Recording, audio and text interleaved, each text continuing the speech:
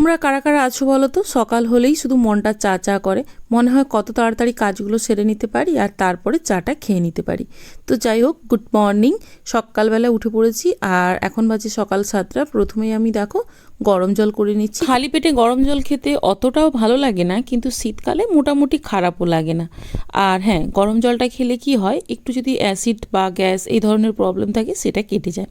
সেই জন্য শীতকালটায় আমি চেষ্টা করি সকালবেলা অন্তত 1 গ্লাস থেকে 2 গ্লাস গরম জল খাওয়ার। তো তোমরাও কিন্তু এটা করে দেখতে পারো, এটা কিন্তু ভীষণ ভালো। তো যাই হোক, সকালবেলা মোটামুটি গরম জলটা দিয়েই আমি আমার দিনটা শুরু করলাম। তবে হ্যাঁ, গরম জল খাওয়ার পরেই মানে সঙ্গে সঙ্গেই কিন্তু আমি কখনো চা খাই না।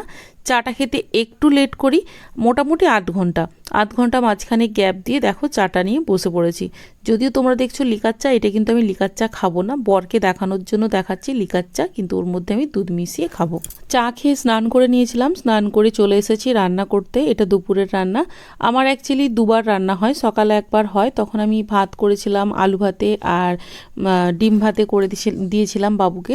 বাবু আলু ভাতে, ডিম ভাতে আর ডাল সিদ্ধ খেয়ে স্কুলে গেছে। এরপরে আবার রান্না করছি পমফ্রেট মাছ। পমফ্রেট মাছটা আমাদের জন্য হচ্ছে, মানে বাড়ির জন্য হচ্ছে পমফ্রেট মাছের তেল ঝাল করব। আমার ছেলে আবার একদমই পমফ্রেট মাছ খেতে চায় না, সেই জন্য দেখি ওর জন্য কোনো কিছু একটা বানিয়ে দেব। ফ্রিজে সিলভার কাপ মাছও রয়েছে, ও চিংড়ি মাছও খায় না, পমফ্রেট মাছও খায় না, আবার জানো ইলিশ মাছও খেতে চায় না। তো ওর খাওয়া নিয়ে আমাকে একটু সমস্যার মধ্যে পড়তেই হয়। তো যাই হোক, আজকে কিন্তু পমফ্রেট মাছের সাইজগুলো একটু বড় বড়ই রয়েছে, ওগুলো ঝাল করলে ভালোই লাগবে। তো দেখো, মোটামুটি আমার পমফ্রেট মাছটা ভাজা প্রায় কমপ্লিট হয়ে আসছে, আর এরপরে আমি পমফ্রেট মাছটা ঝাল করি। তারপরে মা আবার এসে বলল আরও দুটো ভাজতে, সেই জন্য দেখো এখানে আরও দুটো পমফ্রেট দিয়েছি, আর তার সাথে একটা পাবদা নিয়ে এসেছিল ওর বাবা, সেই পাবদাটাও মানে ভাজতে দিয়ে দিয়েছি। আমার শাশুড়িমা পাবদা মাছটা খেতে ভালোবাসে। আর এই যে রান্না করতে করতে আমি টুকটুক করে এটা ওটা খেতেই আছি, আর ওই জন্যই তো ওজনটা এত বাড়ছে। যদিও বা অন্য কোনো কিছু খাইনি, কালকে একটা কেক বানিয়েছিলাম, সেই কেকটাই খেয়ে নিলাম।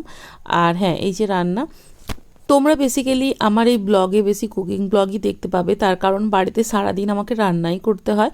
খুব বেশি একটা আমি বাইরে বেরোই না, বাড়ির মধ্যেই থাকি। জানি না তোমাদের সাথে আমি কি শেয়ার করব, তোমাদের আদৌ আমার ব্লগগুলো ভালো লাগবে কি না, তবু চেষ্টা করছি তোমাদের সাথে সমস্ত কিছু শেয়ার করার। যদি তোমাদের ভালো লাগে অবশ্যই তোমরা পাশে থেকো। আর এটাই আমার প্রথম ব্লগ আমি বানাচ্ছি, এতটা মানে লেন্দি একটা ব্লগ। জানি না পছন্দ হবে কিনা, যদি পছন্দ হয় অবশ্যই কিন্তু তোমরা পাশে থেকো। তো যাই হোক, মাছ ভাজাটা আমার কমপ্লিট হয়ে গেছে। এরপরে আমি করব একটা সবজির চচ্চড়ি আর কি, যেটাকে মিক্সড ভাজি আমরা বলি। আর আমাদের অ্যাকচুয়ালি গ্রিল কারখানা রয়েছে, ওখানে মোটামুটি 6 জন 7 জন 8 জন এরকম করে খায় প্রতিদিন। তো ওরা ভাত খায় না, ওদের জন্য সবজিটা আমি বাড়িতে রান্না করে পাঠাই। তো ওরাও খাবে, সেই জন্য আমাদের রান্নাটা অনেকটা বেশি বেশি করতে হয়। তবে হ্যাঁ, সব তরকারিগুলো যে অনেক অনেক করি সেটা না, কিছু কিছু তরকারি রয়েছে যেগুলো অনেকটা বেশি করি, আর কিছু তরকারি মানে আমাদের বাড়ির জন্য সেটা বানানো হয় আর কি। তো এখানে দেখো সব রকম সবজি দিয়ে আমি একটা চচ্চড়ি বানাবো। চচ্চড়ি মোটামুটি আমাদের বাড়িতে সবাই খেতে ভীষণই ভালোবাসে, আমার তো ভীষণ পছন্দ। একটা সময় ছিল যখন আমি একদমই সবজি খেতে চাইতাম না, কিন্তু তোমরা কে কে সবজি খেতে ভালোবাসো অবশ্যই কিন্তু আমাকে কমেন্ট করে জানাবে।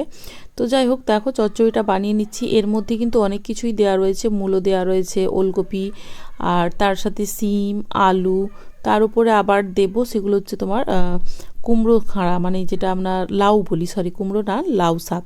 লাউ শাকটাও এখানে দিয়ে দেব।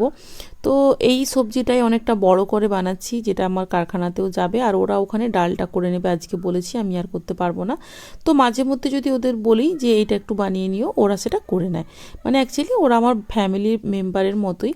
তো যাই হোক, একটু সুবিধা অসুবিধা ওদেরকে বললে ওরা মোটামুটি শুনে। তো যাই হোক, ভিডিওটা তোমাদের কেমন লেগেছে অবশ্যই জানিও, যদি ভালো লাগে অবশ্যই লাইক কমেন্ট শেয়ার সাবস্ক্রাইব করে পাশে থেকো। আজকে ভিডিওটা খুব বেশি লেন্দি করব না। তো যাই হোক, ভালো থেকো সবাই, টাটা।